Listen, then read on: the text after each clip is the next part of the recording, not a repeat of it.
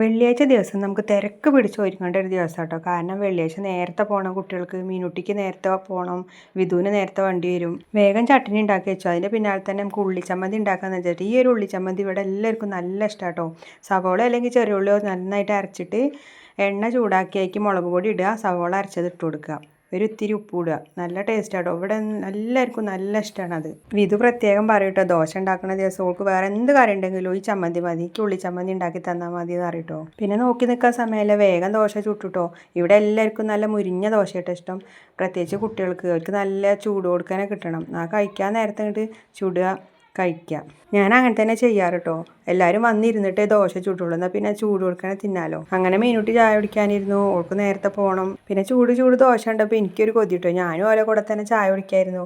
എന്ന് ഞാൻ ഓല് പോയിട്ട് ശേഷമൊന്നും പിന്നെ ചായ കുടിക്കല്. ജിനു പിന്നെ ഓൾക്ക് ഷൂവും സോക്സൊക്കെ ഇട്ട് കൊടുക്കണം കേട്ടോ. ഈ വെള്ളിയാഴ്ച ദിവസം ഭയങ്കര ടെൻഷനാവും കേട്ടോ. നേരം വൈകുമോ, വണ്ടി വരുമോ. വിധു ആണെങ്കിൽ എണീക്കാനേ മടിയുള്ള കൂട്ടത്തിലാണ്. എണീക്കണമെങ്കിൽ തന്നെ 8:45 ഇത് പോകണമെങ്കിൽ 8:45 തന്നെ പോവും വേണം വെള്ളിയാഴ്ച. അന്നത്തെ ദിവസം കടക്കേന്ന് വലിച്ചെണീപ്പിക്കലാട്ടോ. എന്നിട്ടാണ് കൊണ്ടുപോയി പല്ലിയാക്കലും കുളിയൊക്കെ. പോണ പോക്കിൽ എന്നോട് എന്തൊക്കെയോ പരാതികളൊക്കെ പറയാട്ടോ. ബസ്സിൽ തിരക്കാണ്, കുട്ടികളെ തിരക്കും അതൊക്കെ. അപ്പൊ നോക്കുമ്പോഴേക്കും വണ്ടി വരുന്നുണ്ട് കേട്ടോ. വേഗം പോയിട്ട് ഞങ്ങള്. അപ്പോൾ വീഡിയോ കണ്ടിട്ട് എല്ലാവരും സബ്സ്ക്രൈബ് ചെയ്യുക, സപ്പോർട്ട് ചെയ്യുക.